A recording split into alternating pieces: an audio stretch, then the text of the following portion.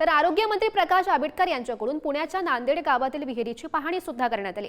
नांदेड गावातील विहिरीतून जीबीएस विषाणूचा प्रादुर्भाव झाल्याची माहिती समोर आली आहे। प्रकाश आंबेडकर पुण्यातील जीबीएस रुग्णांच्या नातेवाईकांची भेट घेणार अशीही माहिती मिळते।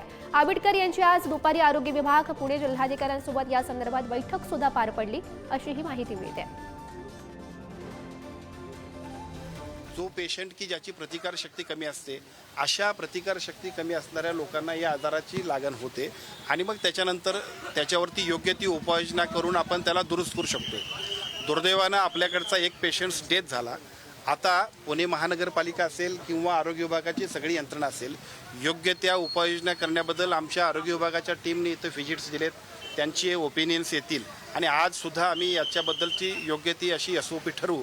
कोणत्याही परिस्थितीमध्ये या आजाराचा फैलाव तर होणारच नाही, परंतु दूषित पाण्यामुळे असेल किंवा अन्य कारणाने असेल जे कुठलं कारण असेल त्या कारणावरती सुद्धा योग्य उपाययोजना करण्याबद्दल पुणे महानगरपालिकेला आणि त्याचबरोबर आरोग्य विभागाच्या यंत्रणेला आपण सूचना देणार आहोत। आदरणीय अजितदादा पवार साहेबांनी त्यांच्या कालच्या भाषणामध्ये घोषित केले की पुणे महानगरपालिका असेल किंवा आपल्या या परिसरातल्या पिंपरी चिंचवड महानगरपालिकेने सुद्धा आपल्या खर्चातून सुद्धा विशिष्ट निधी देण्याबद्दलची तरतूद आपण केलेली आहे। आज ही पाहणी झाल्यानंतर मी दोन्ही हॉस्पिटल्सना मी स्वतः भेट देणार आहे आणि त्यानंतर आमच्या संयुक्त बैठकीनंतर सुद्धा या उरलेल्या खर्चाबद्दल सुद्धा किंवा योग्य उपाययोजनाबद्दलची योग्य अशा पद्धतीची एसओपी आपण करणार आहोत।